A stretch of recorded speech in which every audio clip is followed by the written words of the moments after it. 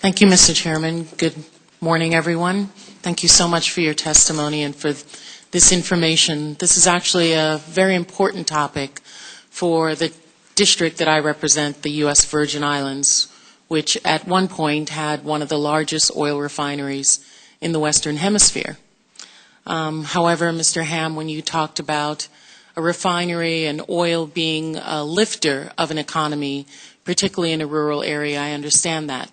And I understand how people can have jobs that they didn't normally have, and families can enter the middle class and become stronger.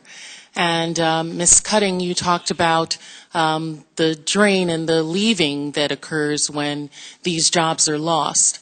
In our own economy, we had on the island of St. Croix, where the refinery was, a population of about no more than 60,000 people, the direct job loss of 2,000 individuals, when a refinery that was partly owned by Hovensa and the Venezuelan government, of course, decided that it would close because the Venezuelan government would not reduce the cost of the crude that was being refined on the island, and it didn't become economically viable anymore to refine that type of crude.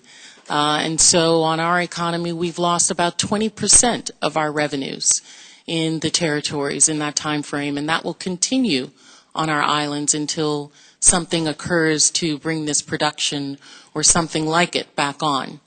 And so, you know, the thing that's important to me is, Mr. Webster, when you talk about retrofitting and the cost of retrofitting, it would be an important thing for our economy and for the territory to be able to move on to a different type of crude, to possibly be able to refine the light sweet crude that you're discussing. But could you explain to us what some of the cost of retrofitting would be from a territory such as ours in a rural community that's not able to give the incentives to a private company that owns that to be able to do it? Certainly. Thank you for your question, Congressman.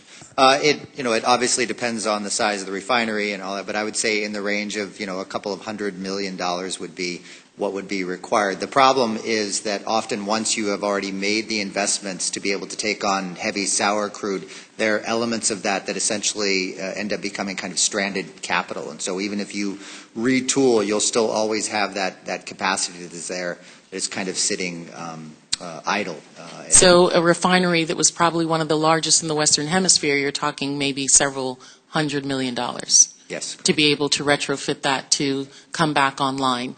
And that's the issue that we have, that we own the submerged lands, but we have land that is owned by private companies, and particularly the Venezuelan government, that is not even willing to come to the table at times to talk to producers about coming back.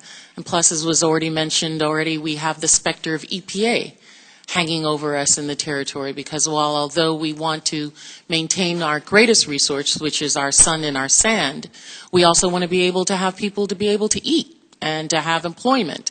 And so that balance is something that we're fighting against, which our neighbors in the other Caribbean don't have to follow the rules of EPA and can do things in, Trinidad and some of the other places where this is being refined don't have the restrictions that we have on our island. So for rural areas that the retrofitting becomes too costly, what is the next best thing for those economies to do when you have this type of infrastructure sitting in an area? Mr. Webster, do you have any idea or examples of what's been done? Yeah, that's a very tough question, because if you have a refiner that is geared for heavy sour crude and is not viable at this point, you can shift it to light sweet to try to take in some of that from the U.S. But it's a difficult question. Well, I guess my warning to everyone is beware having an economy that's based on one industry. Thank you, Mr. Chairman.